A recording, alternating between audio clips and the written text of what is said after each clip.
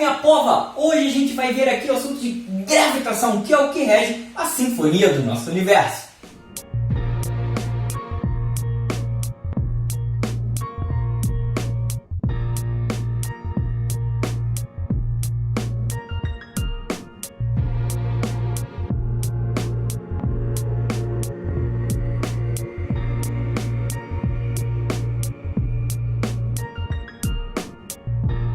Então, pessoal, vamos começar aqui, ó. Kepler foi um cara fundamental para isso. Fundamental, beleza? Porque ele teve que enfrentar vários dogmas que existiam na época ainda sobre a Terra ser o centro do universo, sobre como que tudo tinha que ser esférico, perfeito, tudo harmonioso, tudo muito bonito. Então ele passou perrengue para poder fazer as ideias dele prevalecerem, ainda que certas, beleza? Então são três as leis de Kepler. A primeira, que é a lei das órbitas. Ela afirma que as órbitas são dos planetas em torno do Sol, que essas órbitas são elípticas. E na elipse possuem dois focos ao invés de um centro, beleza? E o Sol fica em um desses focos. Show de bola? Segunda lei de Kepler fala da lei das áreas. O que ele determina? Que áreas iguais são percorridas em tempos iguais. Mas qual seria, ou quais seriam as implicações disso? Galera, vários. Primeiro que coloquei o solzinho aqui, ó, pra gente perceber isso, e a Terra. Show? A Terra vai descrevendo esse movimento aqui. E através de geometria, que ele foi marcando o tempo e tudo, ele percebeu, pessoal, que no ponto mais afastado do Sol, chamado de afélio, afastado, beleza? A velocidade da Terra era menor. Porém, quando ele estava no ponto mais perto do Sol, periélio, a velocidade era maior. Então, primeira coisa, o movimento não era uniforme. Olha só. Então, do periélio até o afélio, ele vai acelerando. Beleza? Então, ele vai e vem freando, desacelerando. Ele vai fazendo isso. Beleza? Então, primeira consequência disso, pessoal. A velocidade no periélio, que é o ponto mais próximo ao Sol, é maior do que no afélio, que é o ponto mais afastado do Sol. Beleza? Então, ele percebeu que áreas iguais são percorridas em intervalos de tempos iguais. Então, apesar desses pontos terem velocidades diferentes, a velocidade com que ele percorre essas áreas é constante. E aí essa velocidade é chamada de velocidade areolar, vem de área, ok? Então essa velocidade areolar é constante. As áreas são percorridas, né, áreas iguais em tempos iguais, mas no ponto mais próximo, o periélio, a velocidade é maior do que no ponto mais afastado, que é o afélio. Show de bola? Terceira lei de Kepler, que é a lei dos períodos. O que ele determina? Uma constância, pessoal, entre a sinfonia ali, ó, que bonitão, do universo ali do nosso sistema solar, né? Então, o que ele observou? Que o quadrado do período de revolução, beleza? O tempo que leva para o cara dar uma volta no Sol ao quadrado, dividido pelo cubo da distância média entre esse planeta, esse corpo, né, e o Sol, é uma constante para todos os planetas. Todos, galera. Então, a gente pode comparar o período de revolução e a distância de Marte, por exemplo, com Júpiter, da Terra com Mercúrio. Beleza? Isso, cara, foi fundamental e foi fantástico demais para a época. Isso tudo através de geometria, galera. Olha que bonitão, né? E observando, claro, os astros. Show de bola, pessoal? Então, essa, né, foi a grande contribuição de Kepler. Mas teve um outro cara, que a gente já ouviu falar dele, que ajudou bastante no estudo da gravitação. E esse cara foi Newton. Tem aquela história toda lá da maçã, né, que caiu na cabeça de Newton, e aí, pô, ele surtou e descreveu toda a gravitação. Não foi bem assim, beleza?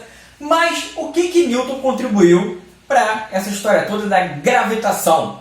Como, né, um efeito de proximidade de corpos, né, que tem massa. Então, massa atrai massa, beleza? Essa era a ideia dele. E aí, eu desenhei aqui, ó, o Murilo que está em cima da Terra, beleza? Claro que fora de escala. Então, a Terra tem uma massa mzão e o Murilo tem uma massa mzinho, beleza? os centros de massa dele, ou seja, a posição onde a gente considera que a massa dele está, beleza? Está aqui e da Terra está aqui. Estão separados de uma distância Rzinho. Beleza? Essa distância Rzinho é o raio da Terra mais a altura que esse cara está. Se ele está apoiado na crosta terrestre, essa altura, essa distânciazinha aqui é metade da altura dele. Beleza? Ele pode estar 1 km de altura, o que for.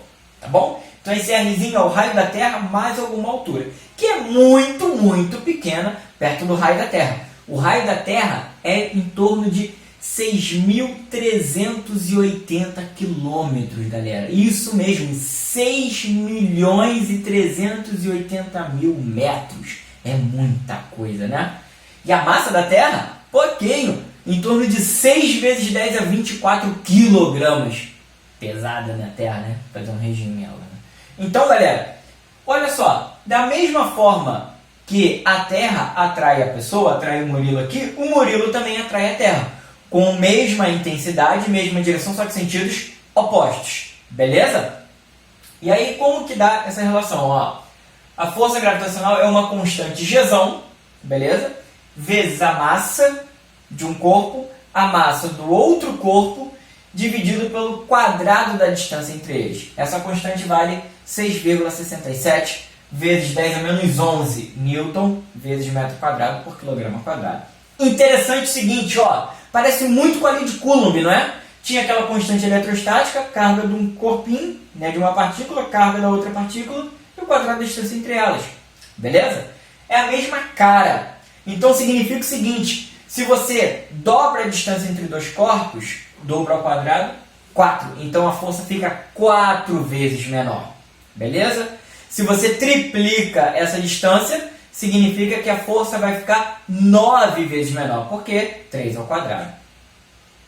Show de bola? Da mesma forma que se você reduz a distância à metade, né, d sobre 2 ao quadrado vai ficar d sobre 4. Então, a força fica 4 vezes maior. Beleza? E se você reduzir para a terça parte, d sobre 3, vai ficar d ao quadrado sobre 9. Então, a força vai ficar 9 vezes maior. Beleza, galera? Tranquilo? Então, olha só. Já que eu falei de força gravitacional que a Terra está puxando alguém, isso me lembra o quê? Força-peso. E como que era força-peso? É a massa do corpo vezes a aceleração da gravidade.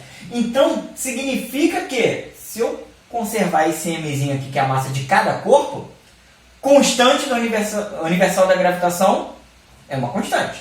Massa da Terra, constante. Essa distância, ainda que o cara esteja lá em cima, no alto do Everest. Gente, o que é o Everest perto do raio da Terra?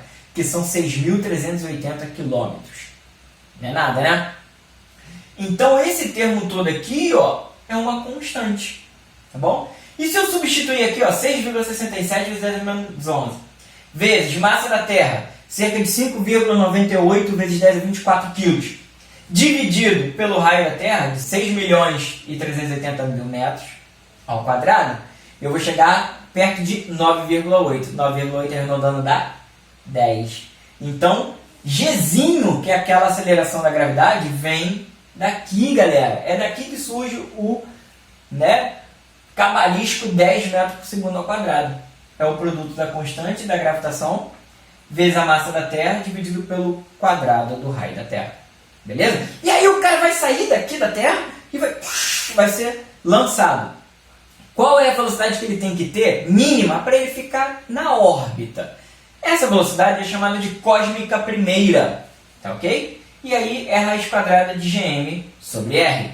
E para o caso da Terra, se a gente for substituir aqui, pessoal, vai dar cerca de 8 km por segundo. Então o cara, para poder ficar na órbita da Terra, sair do chão e chegar o suficiente para permanecer em órbita, ele tem que sair a 8 km por segundo. Beleza? E para ele conseguir escapar, Jason, daqui, para poder ir embora, mesmo que ele tenha a propulsão dele, subiu e você vai lá e desliga a propulsão, mas que ele consiga seguir o caminho dele para fora da Terra. Aí é chamada velocidade de escape. E aí basta multiplicar isso por raiz de 2.